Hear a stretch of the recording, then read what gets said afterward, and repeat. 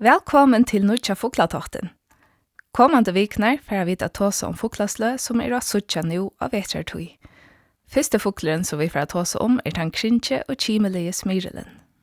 Smyril øynaste rattelige ronsfugler som i fyrjon, til at han løydel. Hetta sast vi at han er kraugot nev i kvassare negl som han brukar til skreas under til som han fengar til matna. Smyril heldur sjálfsam bofugler fyrjon, og mett ver at 25 per øyer. Til ta tors første vida vi visse tog Smyril øyer ofta lengt fra husen oppi i fjøtlen og i javon og av råkon her man ikke slipper til. Smyrlabøva og ungfugler er brun og bætje og ivesøyna, og aljosa brinko vi grovon røybon. Hødje brunnlitt vi grovar i egna røype. Han tau som en løydel propper, løydel og hildir for sinna stødd. Og en rattelig ronsfugler og spurska vuncher. Til månade vannjar suttja bruna bøver og ungfugler enn til suttja den lidfakra stegja. Han grablaver om bætje, vuncher og vel og hever abesinkula brinko vi svørsten røypon. Og rundt og ver en rattelig lidfakra fugler.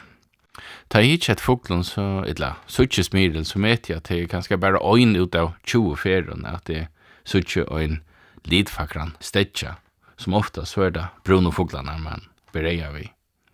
Smyrilen kan suttjast alt året.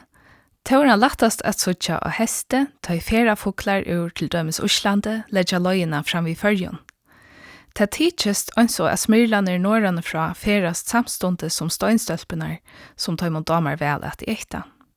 Smyril eter i høvesøydon småfuglar, under 30 gram, og til fuglar så som stærer, spurvar og tvittlingar. Ta han voier, løyper han kvøkk av fuglen. Etnast ikkje å få fongen i fyrstu ætløva, sast han ofta jakstra fuglen og en nastan ballettkjendare flikvink. Men sjoldan fer han fæstra fuglen av fløye, utan så at fugleren løstavur framan undan. Kanningar hava vurst at det vetri etnast i mittlen 5-22% av voirøynten at få fong, altså i besta leie etnast av øynafer ut av 5 feron at få mat ta i Smyrilen voier. Av somri etnast av få fong opp i 40% av voirøynten, mittlen anna tog Smyrilen ta forlagt etter nøyfløgton ungen. Og i botøyene voia Smyrilar ofta i pøron, her annar fugleren reker, så at hin Smyrilen lattare kan fenga fuglen. Smyril kan også teka til dømes rotto, flåmøys og guldsmyer, og enta rov av deion fugle. Av vetre Smyrilen ofta lattare at eggløya enn av somre, tog han kommer oftare til bygdøkje at voia seg føye.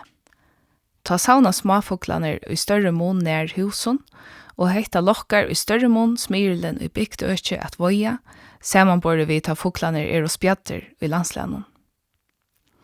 Og verst at Smyril saslot fastlig ofta i Sorøy, men det kan være lengt i middelen av suttja Smyril i Norrøtjon. Tog det ikke så løye av strandfæreskipet som sikler til Sorøyer og ytter Smyril.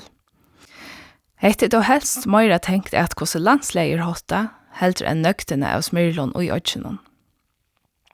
Sånt av somre kunne familiebølger suttjas fram vid bygdavevon, her foreldre skita saman vid ungonsøyna. Taper til at ekleia Smyrilane rattliga ner, til ungarne ikkje så stitcher.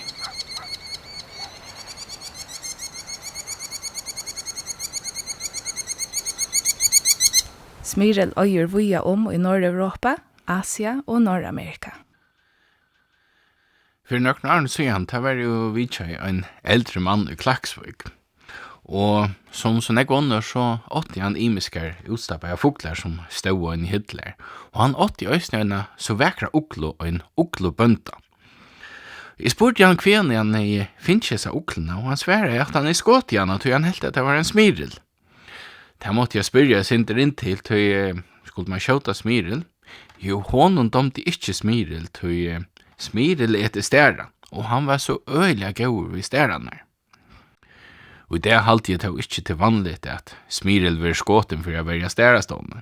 Det var jo nye ødelen for den ikke, og Smyril også en varte fugler, så det er ikke lov å skjøta. Nei, i først og naturen må være plass bare for ronsfugle og småfugle, høyafugle og et eller annet fuglen. Og det jo så at hver av øren livet må, Makkeren etter soppar og bakterier og småkjikt, stæren etter matchen, og smyrilen etter stæren. Her okkar oppgava som mennesker syrja fire, at vi ikke skøykla hesa naturlig og jaunva.